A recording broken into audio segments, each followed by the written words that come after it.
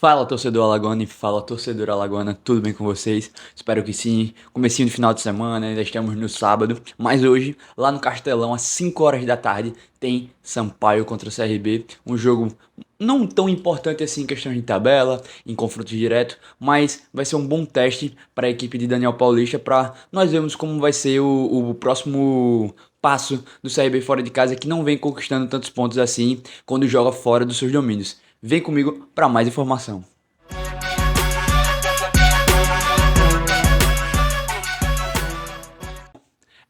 Vou deixar dessa vez os agradecimentos pro final, os avisos e recados pro final. Vamos começar aí com essa análise do CRB contra o Sampaio. A Bolívia querida, vamos trazer aquele parâmetro geral também do conhecido como Tubarão. É a Bolívia querida, o Sampaio, o Tubarão, para esse jogo do final de semana. Bom, o Sampaio é hoje o 15º colocado da Série B, ou seja, tá aí a algumas posições do Z4, tá aí a duas posições do Z4. Não é um time tão bom tecnicamente, eu acho que é um time que tem muitas deficiências, principalmente pelas laterais do campo, quando eu falo não a posição laterais, tanto os jogadores de lateral direita e esquerda, pontas também, direita e esquerda, ainda fala daquele velho conhecido do Sampaio, que todo mundo sabe quem é, que joga lá na ponta direita do Sampaio. Já já, você já deve estar imaginando quem é, vocês viram aí na thumb do vídeo. Mas vamos lá. Falando primeiro, antes dessas estatísticas, eu acho o time do São Paulo muito limitado, principalmente pelas laterais. Meio campo também não me agrada tanto. A dupla de zaga oscila bastante. Tem um bom goleiro. Eu acho que é isso. Banco pouquíssimo. Pouquíssimo banco, um elenco muito curto, muito limitado. O elenco do Sampaio, pra mim, se resume nisso. Tem bons jogadores, tem um bom centroavante, um bom camisa 10, algumas peças que se salvam, mas no geral é isso. Vamos para as estatísticas e depois para falar como é que esse Sampaio joga. Mas de antemão, eu acho um time muito limitado, muito mal montado. E aí o CRB vai enfrentar um time muito fragilizado hoje, mesmo jogando lá no Castelão. Vamos para aquelas estatísticas. 22 jogos já de Sampaio, 5 vitórias apenas, 8 empates e 9 derrotas. Ou seja, de todos os resultados possíveis, o Sampaio perdeu mais do que conquistou pontos. Tem um número considerável de empates e pouquíssimas vitórias. De 22 jogos, você ganhar só 5. Vamos supor aí que tem 11 jogos em casa. Eu não fiz essa conta, mas não necessariamente porque você disputou 22 jogos, são 11 casas como é que fala? 11 fora, porque tem aquela questão de dois jogos fora ou dois jogos em casa, e no retorno isso muda, mas enfim, vamos supor que sejam 11 jogos em casa, 5 vitórias é pouquíssimo, beleza? Tem 23 pontos, beleza. Vamos falar aí como é que a equipe do Sampaio joga para trazer os jogadores. Equipe do Sampaio, é, as mesmas valências positivas na parte ofensiva, na defensiva é um problema.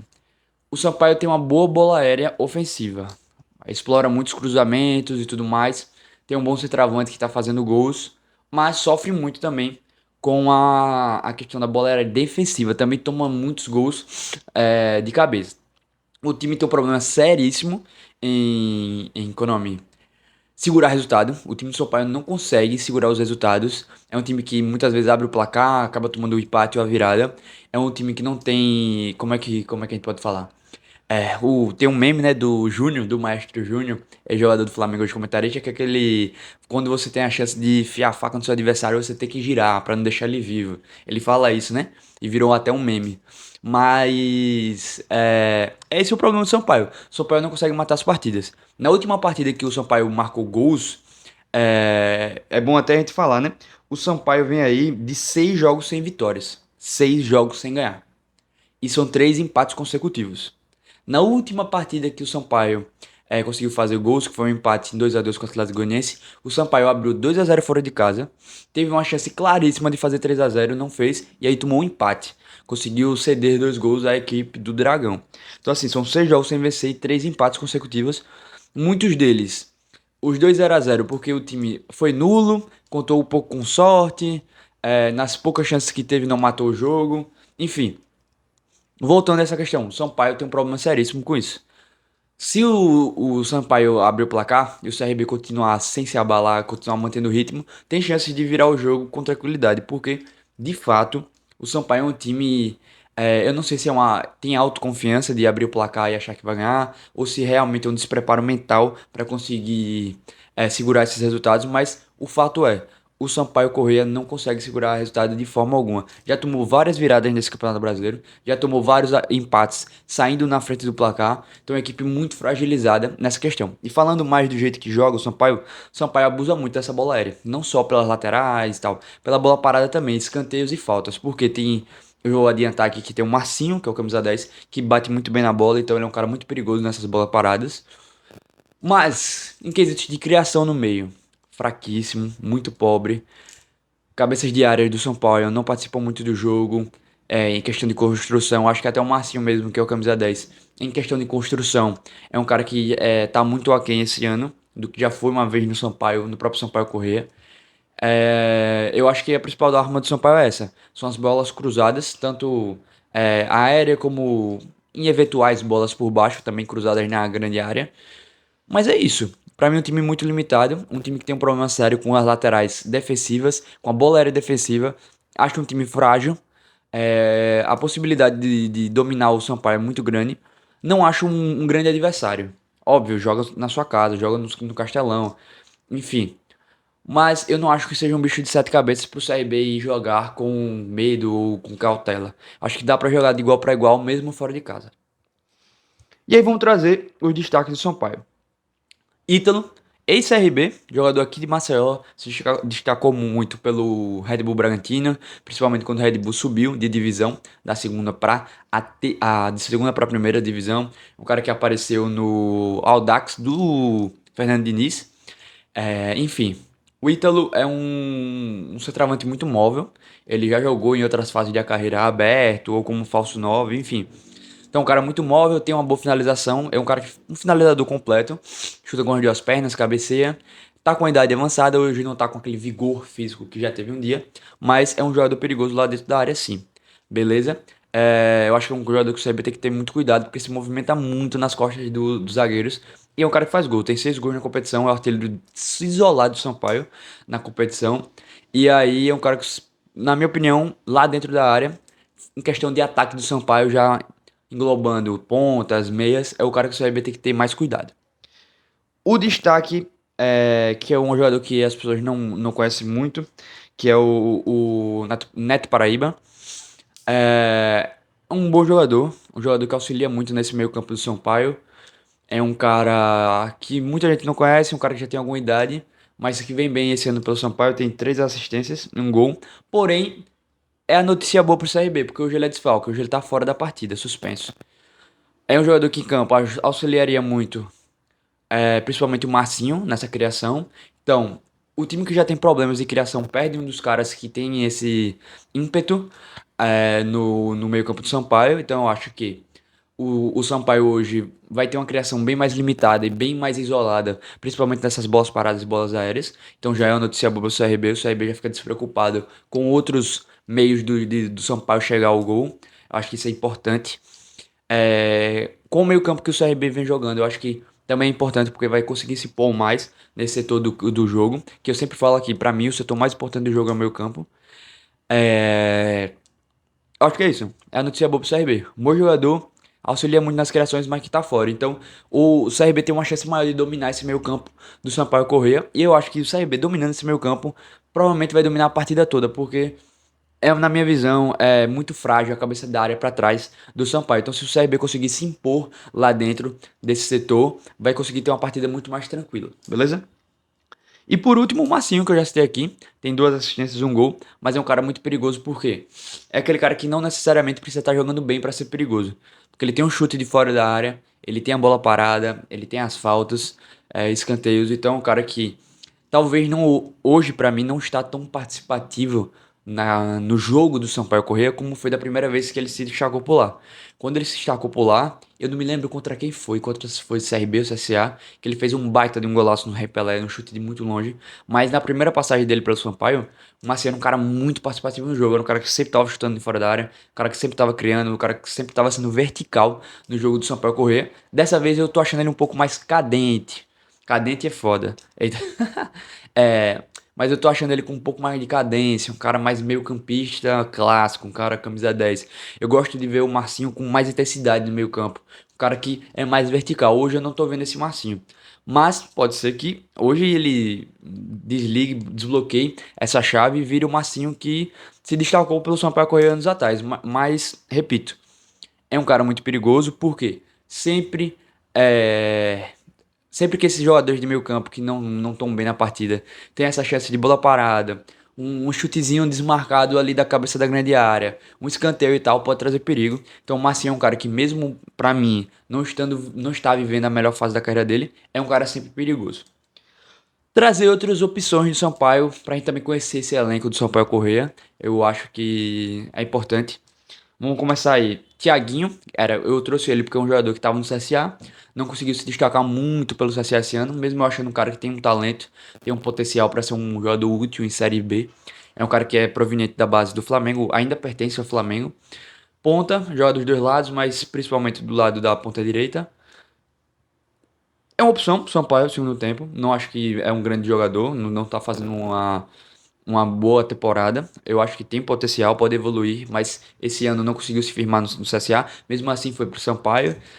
É uma boa opção para um segundo turno, para você ter uma profundidade no elenco, mas, repito, até agora não mostrou um grande futebol. Mas eu vejo um potencial ali no Thiaguinho, eu acho que é um cara que pode evoluir.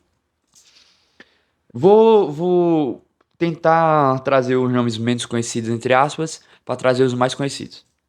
O goleiro Luiz Daniel, ano passado fez uma baita Série B pelo Sampaio. Eu acho um bom goleiro. Eu não gosto muito do estilo dele, que é um goleiro mais espalhafatoso. Eu, no geral, o Diego Silva também, assim como ele, eu acho muito espalhafatoso. Gosto de goleiros que joguem mais simples, quando dá pra encaixar, encaixa.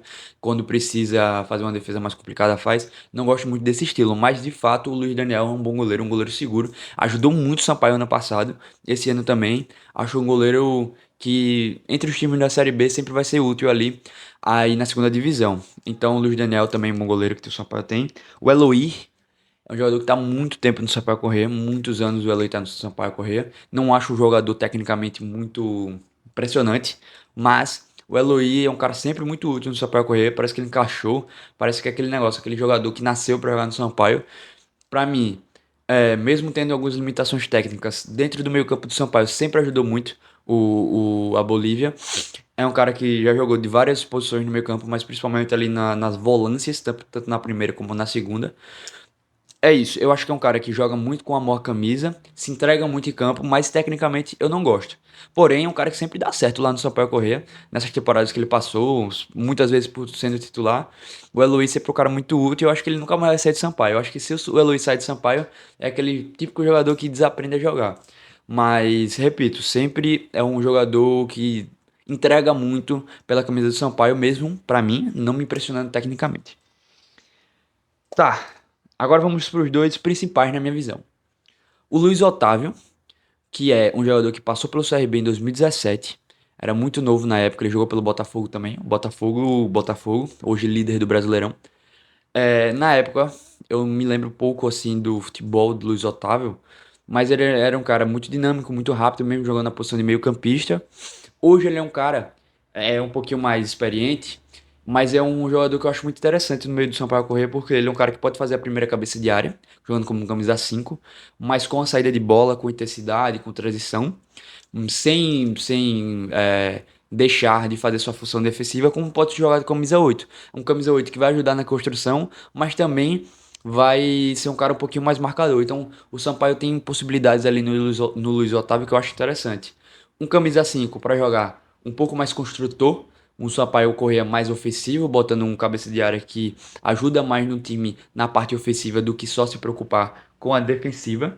Mas um camisa 8 também para o Sampaio jogar um pouquinho mais atrás. Um camisa 8 que vai se doar muito pela defesa, vai ter uma saída de bola boa, mas vai fazer uma dupla de cabeça de área com um cara mais marcador. Então meio que vai se complementar.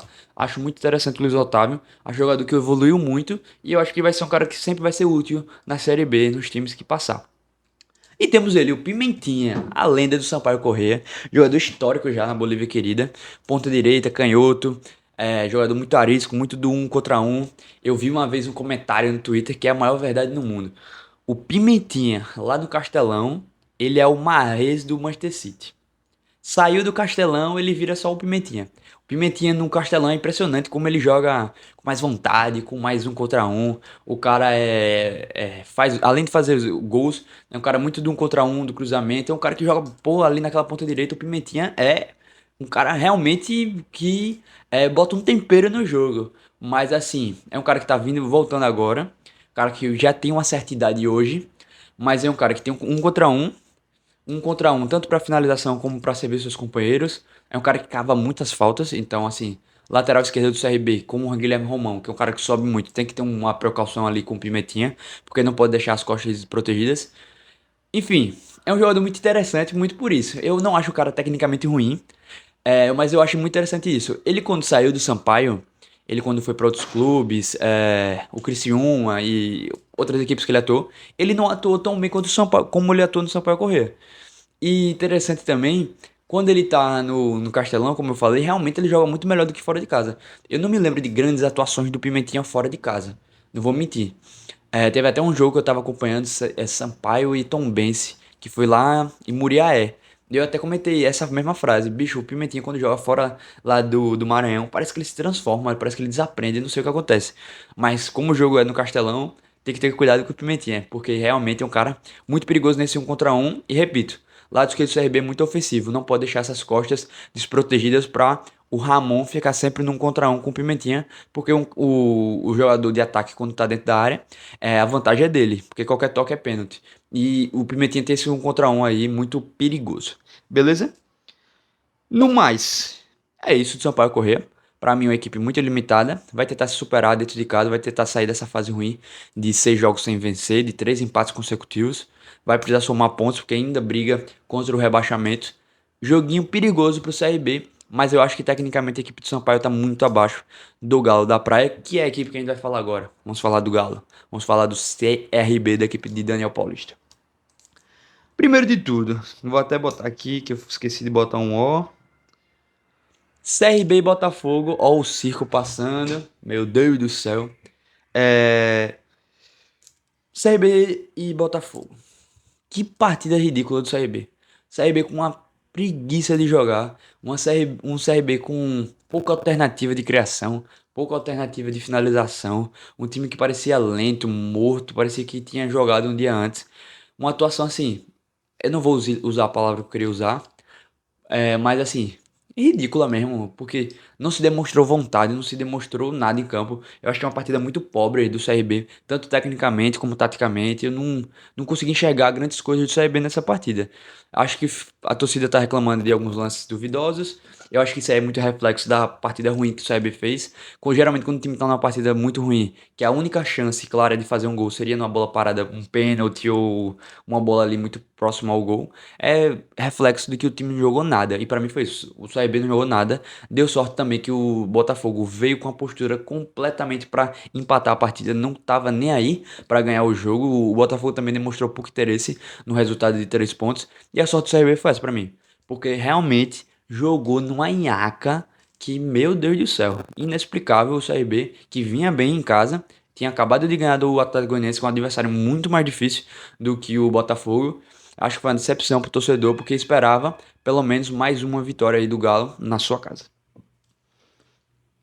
Vamos lá. Desfalques para a partida de hoje. Vamos começar por três que já são comuns e outro que para mim é mais importante. Alemão e Simon fora. O Simon aí voltou a se machucar, o Alemão também, uma sequência de lesões. Acho o Simon um desfalque muito maior do que o Alemão. Mas aí, o CRB, esse ano com contratações de zagueiro, teve que contratar bastante, porque primeiro não conseguiu encaixar a dupla de zaga.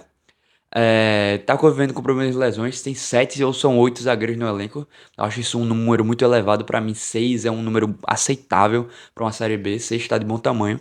Já tem 8, se eu não me engano, se não me falha a memória. Então, assim, mas já virou comum o alemão ou o Simon ficarem fora do jogo. Beleza? O Mike já virou muito mais comum ainda. O Mike, eu sempre repito aqui, eu acho que eu vou até falar sobre isso num vídeo isolado.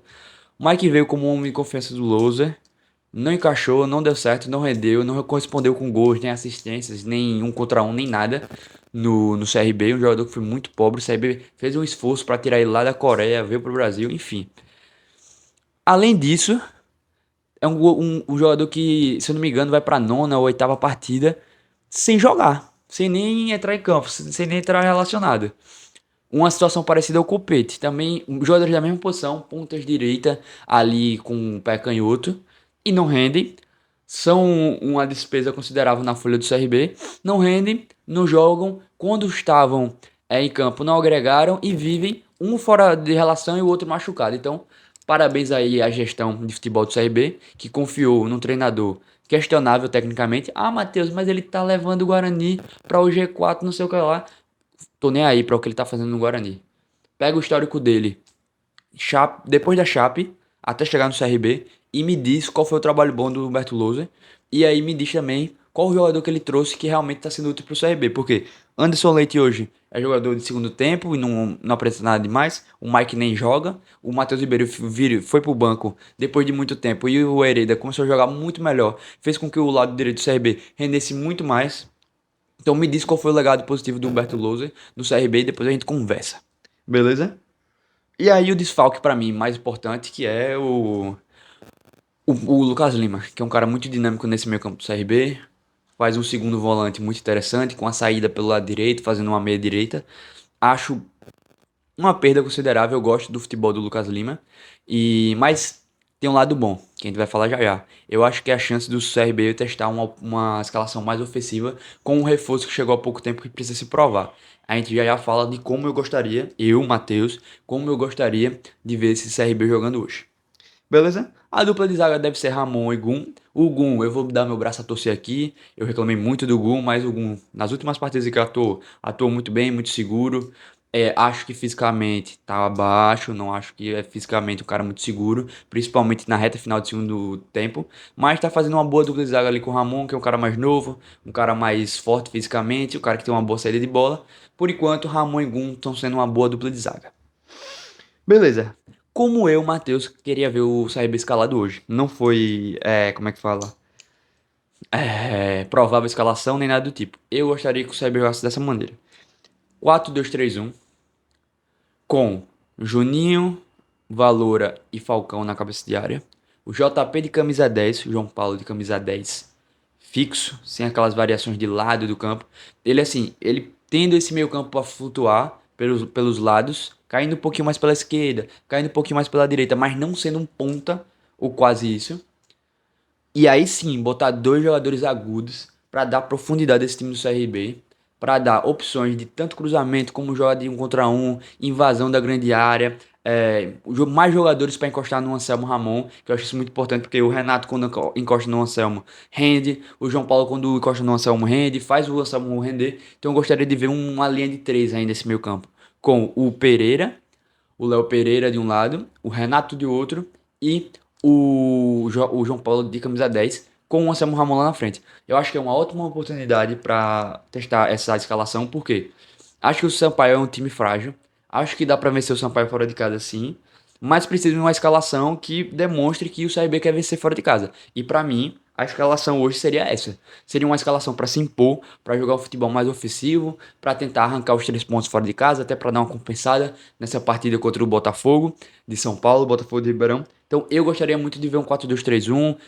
Isso aí, um 4-2-3-1 é uma visão, né? Você pode botar um 4-3-3 também aí, que dá quase no mesmo. Um 4-2-3-1 é um. Eu botei porque eu acho que é mais a cara do Daniel Paulista, porque fecha mais, é uma escalação que os jogadores têm uma compactação melhor. Mais um 4-3-3 que o Daniel Paulista já usou também em outros momentos. Acho que também é válido, mas com 4-3-3 que ele usou é com três volantes e com o João Paulo caindo pelos lados, que eu não gosto. Seria um 4-3-3 mais ofensivo.